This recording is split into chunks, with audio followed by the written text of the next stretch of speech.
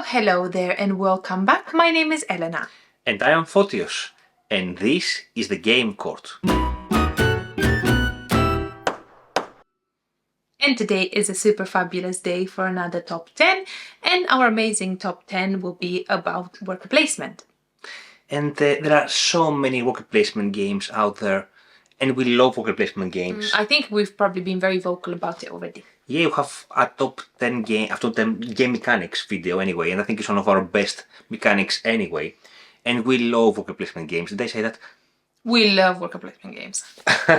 But in this game, we're going to focus on games that we find are also a bit innovative when it comes to the worker placement aspect. Yeah, it's not necessarily our top 10 worker placement games, but it's mainly our top 10 worker placement as a mechanic. Games that have a different worker placement mechanic, or they have a twist in it. They're not necessarily our favorite games. Again, they're not in a particular order. It's just what we actually like as a mechanic. It might be that we don't even like the game, but we like how it's implemented in that game, and we appreciate that a mechanic can be very well implemented in a game, but the game wouldn't play that well Necessarily. In some cases. Or it's just not our choice. You know, everybody has a choice. Because if we just did top worker placement games, just normal worker placement, no innovation there whatsoever, that would be our top 10 games of all times, very similar top 10 list, and want to avoid that basically. So yeah, we're presenting games to you that are innovative, and we're going to explain to you how they are innovative. And who doesn't want to learn a little bit about new things that you've not seen before? And I mean, every day is a school day. So let's give it a go. In position number 10, Position number 10, we have a game by Uwe Rosberg, and we haven't really talked about this game in this board game channel, and this game is called Fist for Odin. How impressive is that we've not spoken about Fist for Odin so far? I know, right? I mean, we've mentioned so many Uwe games, and I don't know how we've not put this anywhere. We've played Fist for Odin a few times. Yeah, correct. And for many people, Fist for Odin is the favorite Uwe Rosberg game.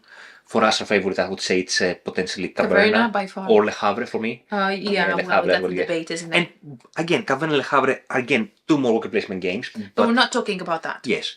Today we're talking about Fist for Odin. And the reason we're talking about Fist for Odin is basically this major array of options, of worker placement options you have.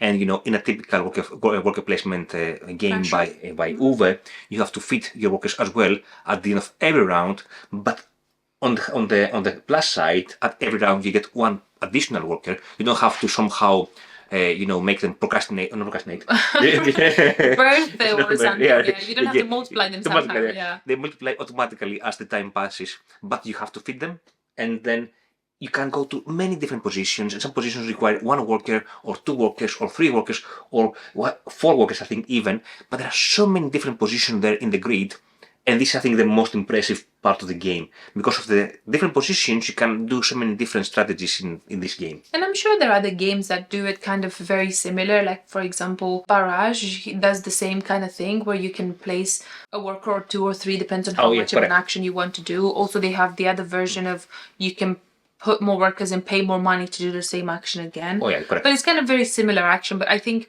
from a worker placement perspective, instead of placing one and doing one, this one gives you an array of things with more worker placements, different numbers. I think that's quite cool. Yeah, indeed. It's very cool. At number 9, there is Barcelona. And Barcelona is designed by Dani Garcia, and we've never actually played a game by Dani Garcia. I think this is... We have played Barcelona, right? I think this is his first game, isn't it? I think it's the first game. And we played it in a convention. I think it was the 24-hour? No, it was it 24-hour? 24-hour marathon, the yes. 24-hour marathon. And we met Paul Grogan then, and he actually taught us the game. It was his copy. Thank you very much. And we enjoyed it, but it's a very big sandboxy game where you do like a million gazillion things. Technically, what you do in this game is you try to rebuild Barcelona, or not rebuild, but expand Barcelona, because there are too many people and there's not enough space for everybody to actually live. And the way it works is on this grid you have a grid of plots where you can build. Yep. You place your worker, and wherever you place your worker on the intersections on the lateral sides of the grid. Yeah, the horizontal vertical, yes.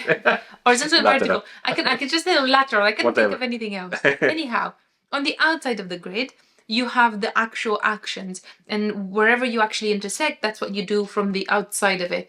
Kind of like Targi, but reversed. Yes, in Targi It's like reverse Targi. In Targi you place your workers around, and then you do the They intersection. intersect in the middle. Like this one is exactly the other way around. You place in the middle, and you take the intersections laterally.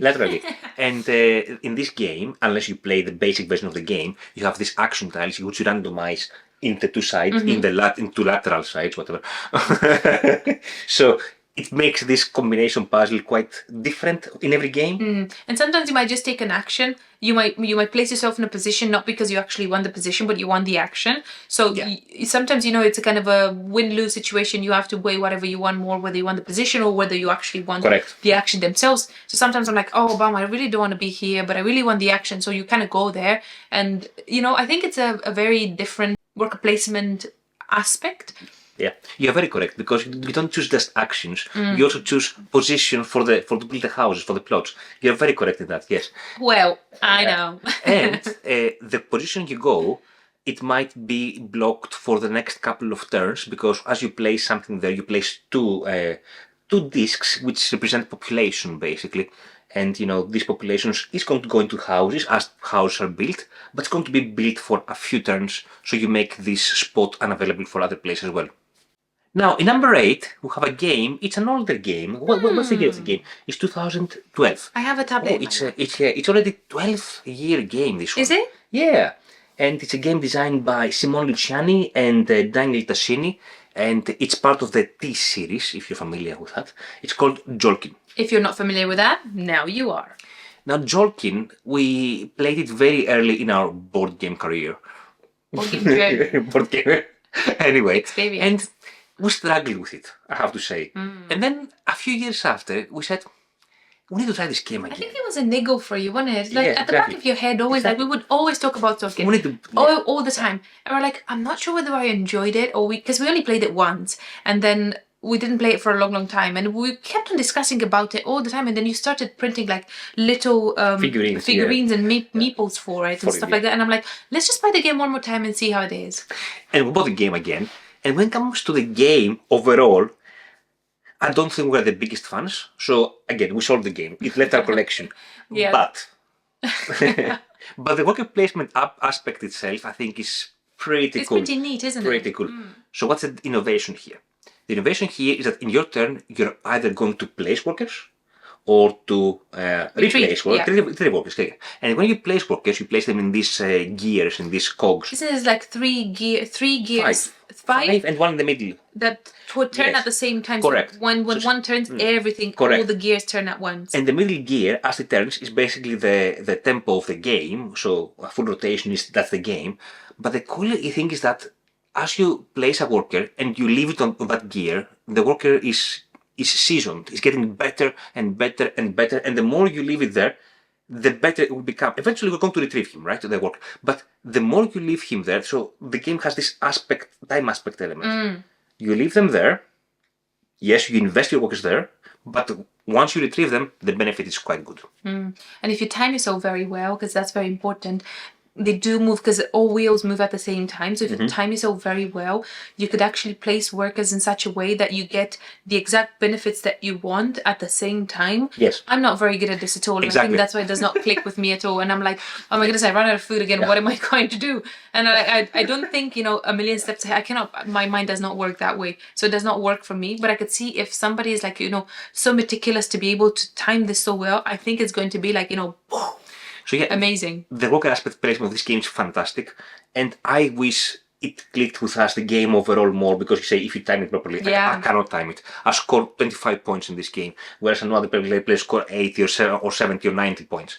I'm rubbish at this game. And I don't know, many people like this game, right? Yeah, I mean, it's probably likable for a reason. It doesn't work for us, but nonetheless. It's number 59 in BGG. Yeah. BGG. But the mechanic itself, though, is quite well implemented and it works very, very well. And the fact that, you sacrifice a worker and you don't have an extra worker to play with for quite a period. But when you get the benefit, it's a difference it's like a difference between a stone and a gem, or like a stone and 3 workers. It's like, it's like super benefits. Yeah. So it's actually worth waiting. At number 7, we have Trickerion, designed by Richard Amman and Victor Peter. And amazing card by Vilo Farkas, who also did Septima. Yeah, that's really cool. Yeah, you can mention that. Okay, I'll let you interrupt me. It's fine. Yes, amazing art. Amazing art? Amazing art. Amazing art. Now, what Trickerion does different is its worker placement, and you. Is worker placement? It's a worker placement All game. right. Okay. Well, is it not? We'll cut this. Let's do the list from the beginning. So in this game, you are a performer. You're a performer and you try to perform in a theatre. Magician. You're a magician and you have your crew of magician helpers and everybody else, a whole crew of people that do a lot of different things. You're the main magician and everybody else does different things. The main difference from a worker placement perspective is that you can go and do actions within the main board, you can do actions within your own board, and you can go and perform. Everybody works slightly differently, as in, you are the main magician, so your pawn, your meeple, which is technically a disc, will have a different kind of energy that you could spend. You don't spend money on actions here, you spend energy on actions. And because you're the main magician, you have the most actual energy that you carry with you. Whereas your assistant might have one energy that you could actually spend. Yeah, or zero even. Yeah, you can sometimes boost your energy by going first to one of the action places. Oh yeah. The first place and the second place might give you some extra boosters with like energy or discounts and stuff like that.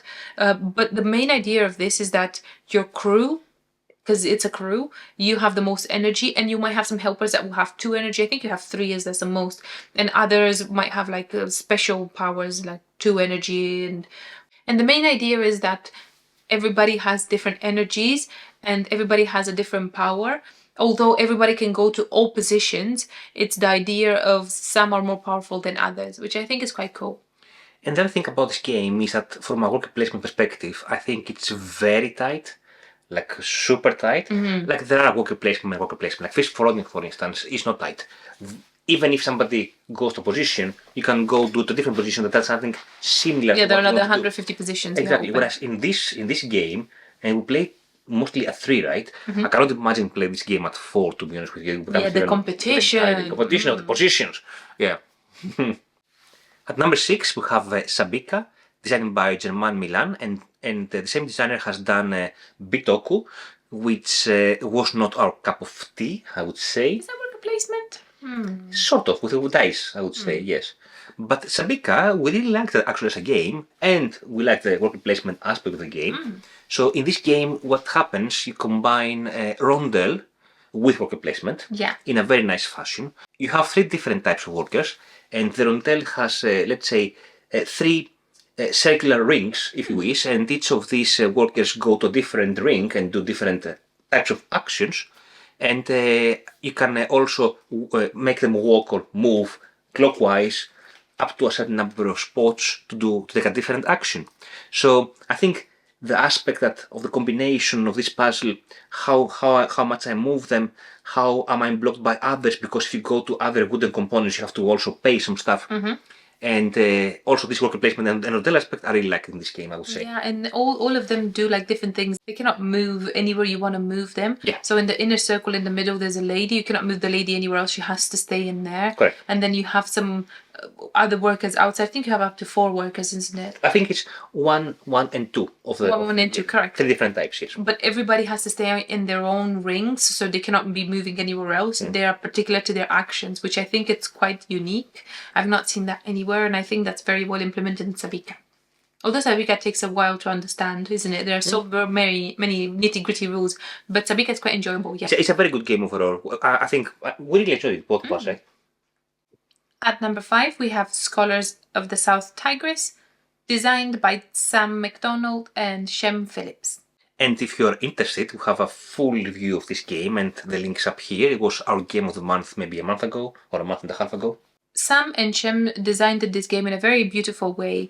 They decided to actually use dice instead of using meeples as a worker placement mechanic. And they do this in a quite innovative way. Like, there are different games that use dice as worker placement, or dice placement if you wish. And one of them that I want to mention is Marco Polo 2, which I really enjoyed. And they have like kind of wild dice as well that you can use in other circumstances.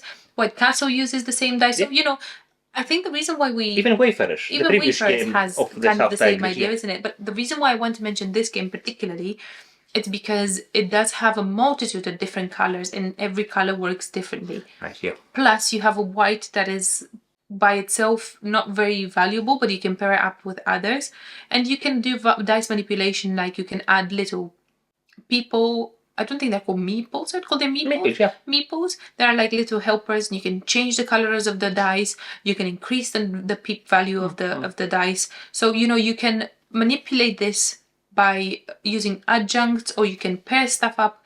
Also, you can change colors. So dice come in primary colors, and I think that's red, yellow, blue. That's it. That's it. Green is not a primary color, is it? Green is That's yellow it. and blue together, right? And the thing is, you have actions with combined colors as well. Was secondary colors? Yes, I correct. was Yeah, rubbish secondary at this. colours, yeah. Secondary colors. And you can combine, for example, a red and a yellow, and that will give you an orange action. There are dice that you can get as an orange dice as is, but it's quite hard to get them. So in the meantime, you can combine colors to get to where you want. So I think that's super innovative and is very, very clever the way they did it, and they did it pristinely. Yeah, it's super amazing because you have this puzzle of peep values and color dice, and on top of that you have the workers on the workers, in the sense these meeples. Yeah, workers. That's why I said the meeples. workers on the workers. Yeah. So you put the workers on the workers, which are the dice workers, and to change the colors and everything. But this is also combined with the back building element of the game. Of course it is. Yes. Of course it Which is. is very nice as well. It is, because you can clutter your hand with a lot of useless dice, yeah. whites, and then you don't do very much with that. But you can also the Are you game pointing at me? gives you a lot of opportunities to actually slim your bag as much as you need to slim your bag. So it's very streamlined. If you've not played Scholars, I just want to say Wayfarers, please give it a try. Or Wayfarers, give it a try to Wayfarers as well. Oh yeah, give Wayfarers a try. But when it comes to this kind of very clever mechanics, Scholars is doing it top notch. So the next game in our list, number 4, is a game designed by Simone Luciani and Nestore Magnone, and it's not Newton, because Newton Elena hates a lot with a passion. Actually, Newton is not our replacement game, but here we're discussing Luckily it's not. Here we're discussing about Darwin's Journey. That's a game that we both of us enjoy very, very much, and this is our replacement game. And there are two things that are done differently here compared to other games. One thing is that some of the actions in the game start locked, so you cannot really use them in the beginning of the game, and somebody has to unlock them, and then anybody can use them. And if somebody uses them, then the people who unlock them gets some coins as well, so that's Some good. benefit, yeah. And the other thing you have 4 workers, and 3 out of these 4 workers can be upgraded using these wax seals, and the more wax seals they have, the better stuff you can do, because every action requires a particular combo of these colored wax seals, and then you try to put them a lot of wax seals so you can do a lot of stuff, more powerful actions, like triple actions and so on and so forth. Very cool aspect of the game. So this is the double innovation there as far as I see. Yeah, it's like you kind of train them. You do have some cards at the end you can actually use to get benefits if one of your workers has so many seals of these particular colors. Yes. And you can get some extra benefits from there. But I think just the idea of, you give them expertise and they can go to only where they actually fit. So unless you have like an extra seal to spend like a wild one, they can only go to the actions that they actually fit into. And there's some very cool, very expensive actions towards the end of the game that you unlock eventually. And you will need a very, very, very expert kind of person to actually fit in there. And it's really cool because if it works beautifully. And this aspect is quite new, isn't it? For us, it's quite nice to see that you can train your people towards one side or the other. And the other aspect of the game that is a bit minor, but I think it's important when it comes to worker placement, is that, I would say, the positions are different types. So some of them are open in the sense that many people can go there. Some positions are only one person can go there. And the other thing is that most sections of the board, of the game board, have a cost. Like if Elena has been in that section, then if somebody else wants to go to that section, they have to pay to the bank as well. So it also has this semi-blocking of the open space positions. You can go there, but it will be more expensive. You just have to be rich to do that. Exactly. At number 3, we have Raiders of the North Sea. And this game is designed by Shem Phillips, and I think it's just happened that we actually have two games of the same from the same designer. But this is kind of an older game of Shem's. It's okay. When was this published? I can tell you. 20. I don't see. It's over there, 2015. Oh, thank you very much. It says right next to the title, 2015. So it's an older-ish game that we actually fell in love to begin with. This was one of our first games that we actually played, and worker placement related. And it's still a very good game. We still have it. Technically, what you do in this game is you are a warrior and you try to build your army, because you go with an army and fight in the North Sea. Everybody starts with the same worker, and there are three types of workers. There are blacks, greys, and whites. And the white is the most experienced, the grey, the green, the black, the green. The black is the least experienced. You start with the least experience. And the cool, very cool aspect about this game is that you take your worker, and it's a place and take kind of a situation where you place your worker in an available action, and then you can take that worker back from a different action wherever there is an available worker and do that action as well. So it's a place in an empty space, take from a space that has already a worker and do those two actions consecutively. And I think that's really, really cool. Also, when you go into a battle, you place your worker into an available space where you can loot some stuff. You have to fight first and then loot wherever there is to loot there. And it's again a placement of a worker, and then you retrieve a worker that's more experienced. So a black will become a grey can become a white as well, and that's the worker will be from where you've looted. And I think that's a really cool way of implementing things. I think it's a very cool game. It's a very nice game, worker placement game to introduce new players, because it's very simple. You only have one worker in your hand, and you place and you take. You place, you take. You place, you take. This is what you do. And it's a very nice game. I think it's our favorite game from the first trilogy, the North Sea trilogy. I think by far, first game from the first trilogy. And it's still in our collection. We really love it. Our number 2 in the list is a game that is part of the 19XX series of looping games, which are Euro games in very small boxes. The size of the boxes are the same size as tiny epic games. But this particular game is the 1987 Channel Tunnel, designed by Isra C and Sayes. It's a duo of designers that we really enjoy the games. Every game I've played from these people we really enjoyed, yeah. And in this game, what we try to do, one person is the UK side, another person is the France side, and you try to build the canal. The Channel Tunnel. The Channel Tunnel, exactly. The canal, not canal. The Channel Tunnel. The Channel, exactly. You got to excavate, to build it. So you try, basically, it's kind of a race until the middle of the Channel Tunnel, whatever. Of the tunnel. Yeah. And in this game you have also multi-use cards. You can use them for money, or you can use them for the action points. And there are some standard actions, and there are some action cards that refresh over the game and that give you some variability in the actions.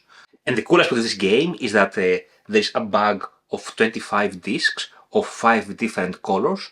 And at the beginning of the round we draw 10 discs each. As the game progresses, we may draw up to 12 discs or even 13 discs.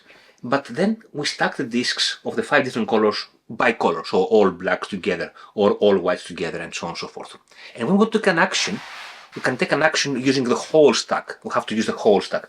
And if that action is occupied, we can still go there as long as our stack is taller than the previous stack. And not only that, if we do go there, let's say with a stack of 3, go to a place that's a stack of 2, these 2, we take it back and we put it on the stack of that color. So then we make another stack of ours even better. Even bigger, yeah. And this cool aspect, so these workers don't really belong to me or Lena or anybody. You exchange them as you place them and retrieve them, and this is so cool aspect of the game. I so much like this element. I don't know how to I've not seen it anywhere, have we? And it's just this idea of not my workers, neither your workers. It's whomever places first kind of wrong, so you can steal their discs, because there are not very many positions to place anyhow to begin with. And you just have to be wary that you either have a lot of discs at the end to actually, overtake somebody, or you just wait until the next turn, and then your opponent will play more. But I think it's quite sneaky, and it's very, very, very innovative. And apart from using these discs to actually place them to take the worker action, You can also discard a disc of a particular color if you want to progress your excavation, if the rubble of that section is of the same color. So you can also do that. So you can use these discs in multiple ways. Very cool aspect of the game. I think it's an amazing game overall. That's in Channel 1987. What we just say, it is quite hard to find. So if you are interested, I wish you very good luck, and I really hope you find the game and play it because it's super, super nice. Yeah, if you find second-hand copy, just go grab it. It's an amazing game. At number 1, and this is the last game finally, and I really hope you enjoyed our top because we really enjoyed talking about this. We've been talking about it for quite a while now, and I think it's finally time for you to, listen to our ideas, and then, you can tell us what you think of everything we've spoken about, because, there's so many different things that you don't know, and it's so nice to hear what other people like and what they actually enjoy. So do let us know down in the comments. Yeah, we haven't played every worker placement game. We love this mechanic, by the way. Did we say we love worker placement games? Yeah, so if you do have any sort of suggestion, we would really appreciate that. So what is our number 1? At number 1, we have Stone Age. And it's probably not a game that many people would expect, but it's a very, very, very interesting game from a mechanical perspective. Now, Stone Age was designed by Bernd Brunhofer, and it's published in 2008, so it's a fairly old game if you compare it to all the other ones that we have spoken about so far. So why we chose this game as number 1 when it comes to worker placement? There are some standard worker placement positions which only one person can go, or you can go to the hut with 2 people so you can procreate. Yeah, you can make more meeples. But these are the boring, let's say, worker placement. They are important but boring. You find them in most worker placement mechanics. The other spaces, there is one open space that you collect food, but there are also other semi-open spaces that have capacity, I think, of 7 workers each, that you can collect wood or stone or brick or gold. And you can place their workers like many other times. So, let's say I can go place 3 workers in for the wood, and then I can place the remaining 4 workers, and then that's the capacity for wood. But how this resolves is the most important fun of the game. The funniest. The most exciting. The most exciting, yes, exactly. So let's say you have 3 workers in the wood. This means you're going to take 3 dice, you're going to roll them, and you're going to divide the sum of the pip values that you rolled by 3, because wood is 3, whereas food is 2, whereas gold is 6. And basically you're going to get as much wood as this division. So the more workers you put there, the more success you have in getting more wood. And we really like this game because Elena is the dice chunker of the family. So yes, we like a bit fun element, right? And it is a very simple game, so I think mechanically it's very sound and is very streamlined. It's a very simple game and it's very easy to teach a lot of new players. We were taught this game at the beginning, and I still enjoy this game to this day. Very much. It's a very, very good game. But I think this kind of aspect of a bit of randomness and a bit of luck in it goes a long way for us. Yeah, but again, if you really want a resource, you put just more workers in that particular space to make that sure gives to you more guarantee chance, exactly. But yeah, it still again has this luck element. Right, so that was it for today. I hope you enjoyed our top 10 worker placement games with a bit of innovation. But a bit of a twist. A bit of a twist, yes, a bit of a twist. That's a bit of seasoning, isn't it? Yeah. If you do have any other worker placement twists or anything like that, do let us know because we're quite interested and we'll be very glad to try them, and we do cherish your opinions. And don't get us wrong, we like a lot other worker placement games.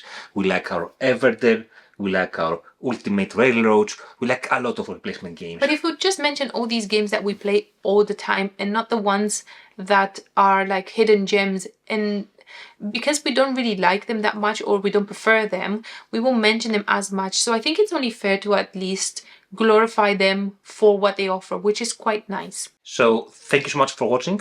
Hope to see you later. Bye.